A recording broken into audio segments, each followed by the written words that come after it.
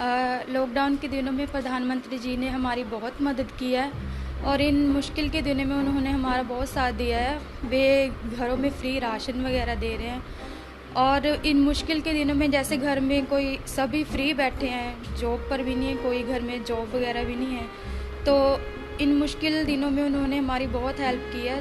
तो वो जन धन की जो योजना है उसके लिए उन्होंने 500 रुपये सभी के अकाउंट में डाला है और इसके लिए हम प्रधानमंत्री जी के बहुत ज़्यादा आभारी रहेंगे। 7 बजे से आप लाइन से यहाँ लगी हुई हैं और लगातार खड़ी हैं तब से, तो अभी मतलब 3-3.5 घंटे हो गए आप खड़े हैं। आपको पैसे मिले? हाँ मिले ये रे। अच्छा, तो आपके घर में कौन कौन है? ये खर्चा चल जाएगा आपका? कैसे चल जाएगा सर जी? 500 रुपये में बताओ, 7 जने हैं हम। 7 जने? और आपके पति क्या कमाई? मजदूर आदमी है, मजदूरी चलाते थे और अब इस टाइम बेरोजगार हैं। कब पैसे से हम परेशान हैं। अभी बताओ इन 500 रुपये में 1 महीने का राशन आ जाएगा? बताओ चलो, घर में नहीं राशन है ना कुछ। एक मेरे घर जाकर हमारे देखना तो सही कितनी हमें परेशानी है। सरकार कुछ नहीं राशन आपको पहुंचा रही? कुछ भी नहीं है हमारे पास, कुछ नहीं पहुंचा रहा कोई भी। मध्य प्रदेश के एक इलाके में जनधन के लिए पैसा निकालने गई कई औरतों को पुलिस ने पकड़कर बंद कर दिया। पुलिस को लगता है कि ये तालाबंदी का उल्लंघन कर रही हैं। पुलिस अपनी जगह पर ठीक है, लेकिन आप देखिए कि इस वक्त जब काम धंधे बंद हैं, इनके लिए 500 रुपये का महत्व कितना है।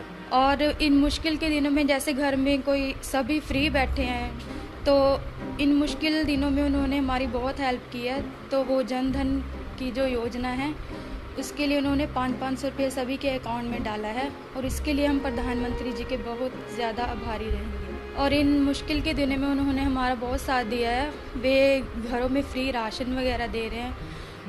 कभी कोई हम लोग को खाना नहीं दिया है, खाना दिया भी है सर रोड पे हम लोग जाते नहीं है डर से, कहा तो पुलिस वाला मारता है डंडा से। सर दिल्ली में करीब 30 से 35 लाख श्रमिक हैं। कारखाने बंद होने से इनमें से आधे से ज्यादा मजदूर एक वक्त की रोटी के लिए सरकार पर निर्भर हो गए हैं। 22 साल की महक और इसका पति गोपाल उत्तराखंड के नैनीताल के एक गांव के रहने वाले हैं। पुरानी दिल्ली के टाउन हॉल इलाके में इसी बिल्डिंग में मजदूरी करते हैं।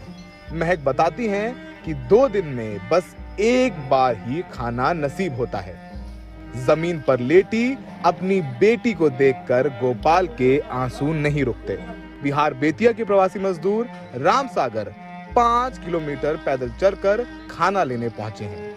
घर में 6 बच्चे हैं और इस पॉलीथीन में भरी खिचड़ी से ही काम चलाना है। कितने घंटों से आप लाइन में लगे हुए हैं? हम लोग का तो 4 घंटा कभी कभी हो जाते हैं। और कई बार ऐसा भी हुआ कि खाना आपको न मिला? हाँ, कभी कभी नहीं मिलते। अगर यहाँ खाना नहीं मिलता तब क्या होता? भूख मरते। भूखों मरते? नहीं मरेंगे, सब चीज बंद है, फैक्ट्री बंद है, तब भूख नहीं मरेंगे। मैं आपको अपना अनुभव बताता हूँ।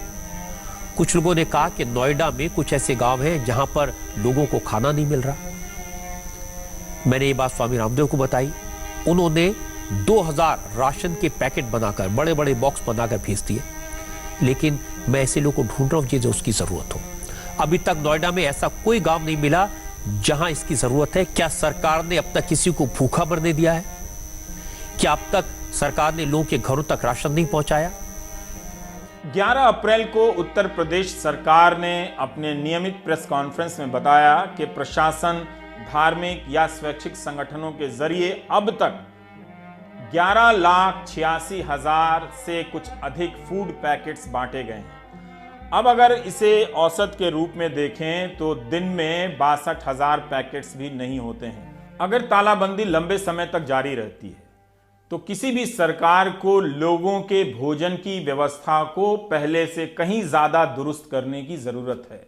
उसकी सारी बड़ी रणनीति जो है इस पर आधारित होनी चाहिए कि जहां भी है, जो भी रहता है, वो अपने रहने की जगह से 100 कदम की दूरी पर खाना पा सकता है। आज से नवरात्र शुरू हुए हैं। प्रधानमंत्री मोदी ने खुद पूरे 9 दिन का व्रत रखा है। वो हमेशा रखते हैं। इन 9 दिन में वो सिर्फ नींबू पानी पीते हैं, लेकिन उनकी एनर्जी में, काम करने की रफ्तार में कोई कमी नहीं आती। ये तो हमारी किस्मत अच्छी है कि इतनी बड़ी संकट में, इतनी भयानक स्थिति में हमारे देश की लीडरशिप नरेंद्र मोदी के हाथ में है। सवाल मोदी का नहीं है, सवाल लोकतंत्र का है और चिंता मुझे हिंदी के मीडिया की है। इस वीडियो के सामने आने के बाद सवाल तो बनता ही है, अगर हम करें तो करें क्या, बोले तो बोले क्या। अगर थोड़ा सा भी भगवान ने दी हो तो जरा उपयोग करो। लेकिन टेंशन मत लीजिए, जब तक व्हाट्सएप में गुड मॉर्निंग भेजने की सुविधा है तब तक आपको कुछ नहीं होगा, मैं गारंटी देता हूं।